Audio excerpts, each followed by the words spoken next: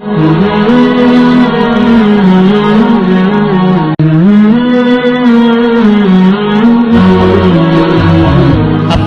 Wahabi itu sesat? Mereka mengaku kaum salaf juga. Kamu mohon baca penjelasan tentang ajaran Wahabi. Dan zaman now, lihat ke Wahabi yang mengatakan acara memperingati Maulidnya bid'ah. Mohon pencerahannya, Bure. Wahabi adalah satu kelompok yang membuat pengaruh perubahan baru yang udib di daerah Dar'iyah yang dasar Wahabi yang dipelopori oleh Muhammad bin Abdul Wahab. Jadi Muhammad bin Abdul Wahabnya terpengaruh pemikiran-pemikiran Ibnu Taimiyah.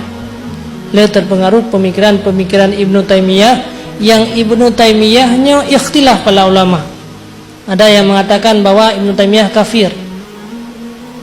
Kenapa kafir? Karena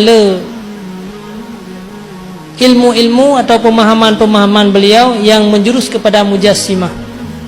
Ada di antara ulama yang tidak langsung mengkafirkan karena beliau banyak sekali ilmunya.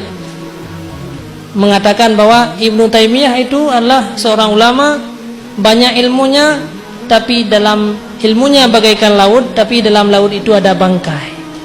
Ada sebagai ulama yang mengatakan dallun mudillun, dia orang yang sesat dan menyesatkan, tapi mereka tidak berani mengatakan bahwa Ibnu Taimiyah itu kafir. Jadi ayah daripada Muhammad bin Abdul Wahab adalah Wahab, abangnya Sulaiman al-Wahab. Jadi Wahabnya merupakan orang ahli sunnah wal jamaah, abangnya juga ahli sunnah wal jamaah. Maka yang menceritakan keburukan Muhammad bin Abdul Wahab Wahabi yang dinamakan sudah dengan Wahabi, jadi hanai buhnan roy, karena di buhnan ayah urung keramat panutan. Karena ayah merupakan panutan, maka di buhnan re dengan nan Wahabi, di thom nama roy Wahabi. Wahabi itu adalah Wahab ayah daripada pelopor Wahabi Muhammad bin Abdul Wahab.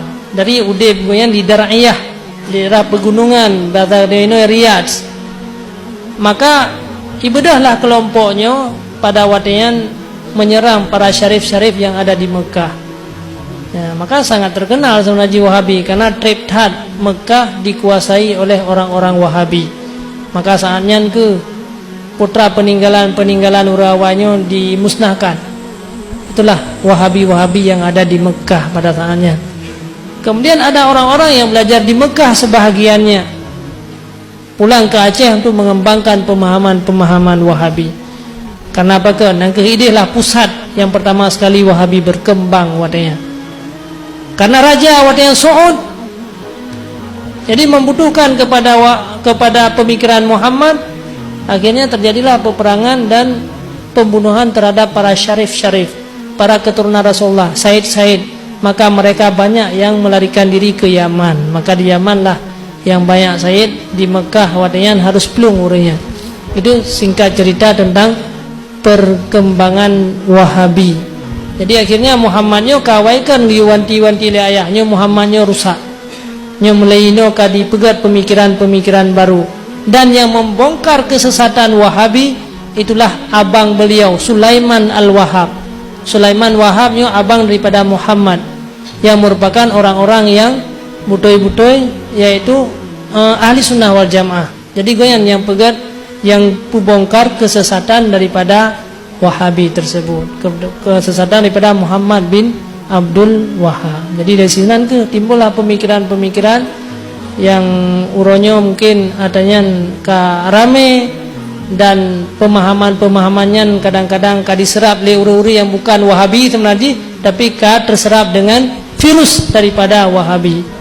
Bahkan biasanya ketika menelusuri sejarah nasabah buku yang tentang Wahabi, dasar Wahabinya juga daripada orang-orang Yahudi. Karena Yahudi yang Islam yang kafir. Ya. Jadi panjanglah sejarah sebenarnya Wahabi.